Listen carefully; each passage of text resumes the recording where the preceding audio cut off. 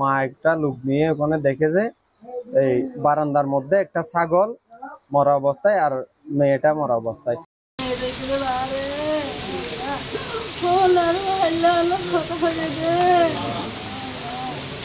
ওনার স্ত্রী আমাদেরকে বলছে যে এই দুটা সন্তান ছেলে আছে, এরপর মেয়েটা ঘুমাইছিল আর উনিও নাকি ছিল। ওদেরকে ভাত বেড়ে দিয়ে উনি একটা বাড়িতে গেছিল একটা চালের বস্তা বিক্রি করার জন্য।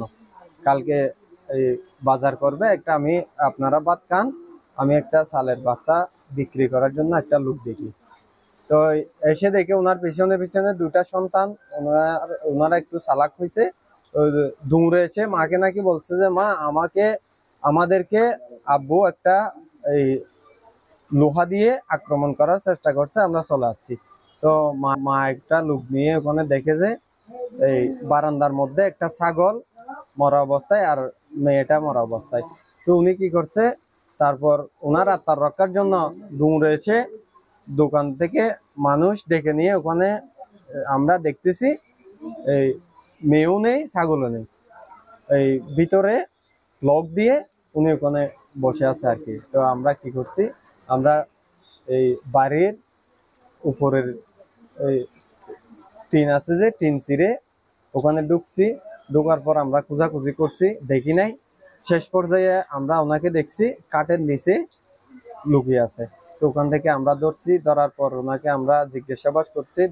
জিজ্ঞাসা করার পরে উনি বলছে যে আমি আমার মেয়েকে কেন মারবো, আমি একটা ছাগল মারছি। তো ছাগল মারছো ঠিক আছে, ছাগলটা কোথায়, আমি ফেলে দিছি।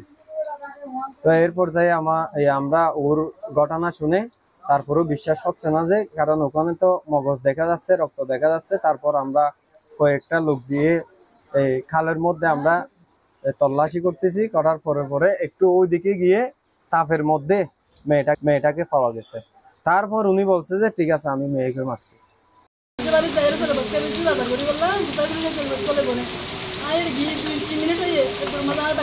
আমরা শুনছি যে ও দীর্ঘদিন ধরে ছোটকাল থেকে ব্যবসা করতেছে।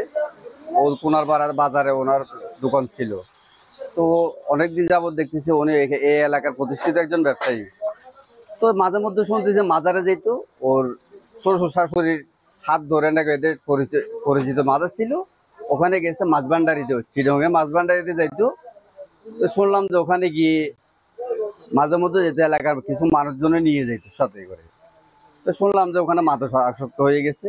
তো কিছু টাকা পয়সা ওখানে খরচ করছে, ওর ব্যবসাতে যা লাভ হইতো, জমি জমা ছিল ওগুলো বিক্রি করে পর্যন্ত ওখানে দিয়ে দিছে।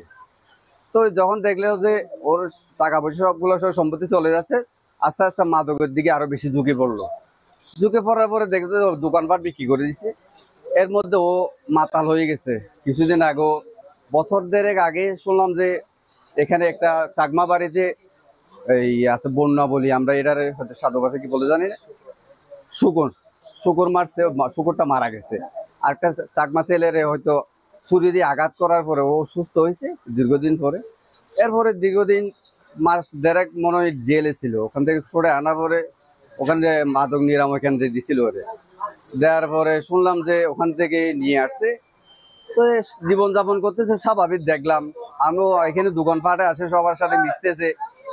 তো শুনলাম যে সুপারি ব্যবসায়ও হয়তো ইনভলভ হয়েছে। এই কয়েকদিন আগে পরশুদিন দেখতেছি স্বাভাবিক, ওর পরশুদিন দেখতেছি যে অস্বাভাবিক ভাবে ও আচরণ করতেছে, এই চলাফেরা করতেছে। কালকেও আমার দোকান আসছে, আসার পরে দেখতেছি যে পানি টানি খাইছে, খাওয়ার পরে বসতে চাইছে, আবার চলে গেছে। তো সন্ধ্যাবেলা শুনলাম যে ওনার এই অবস্থা। খোঁজাখুঁজি করতেছে ওদের বাড়িতে, এখান থেকে দেখা যায় লাইট দেখতেছি, খোঁজাখুঁজি মানুষ দৌড়ে দৌড়ে যাইতেছে। কি হয়েছে, আমার ওলা মেয়েরে মেরে ফেলছে। কেন মারছে, এই অবস্থা, মাদকাসক্ত হয়েছে, শাপলাপুর থেকে গাঁজা খাই আসছে। আসার পরে শুনলাম যে মেয়েরে মারছে। মেয়েরে মারার পরে আবার ছাগল মারছে। ছাগল মারার পরে বলে খালে ফেলে দিছে। খোঁজাখুঁজির পরে আমাদের এই পাশে খালের মধ্যে আটকে গেছে, ফেতার মধ্যে আটকেছে। এরপরে তুলে আনে বাড়িতে নিয়ে গেছে। এ পর্যন্ত শুনলাম। এখন আসলে এটা তো ন্যাক্কারজনক ঘটনা, এটা তো আসলে ভালো হয় নাই। একটা মাদক আসক্ত ছেলে, নিজের সন্তান তো নিজের কাছে একটা কি কলিজার টুকরা, এটা তো স্বাভাবিক। আমরা সবাই জানি যার যার সন্তান তার কাছে মূল্যবান। তা একজন কতটুকু হইলেই একজন সন্তানকে বাবা মারতে পারে।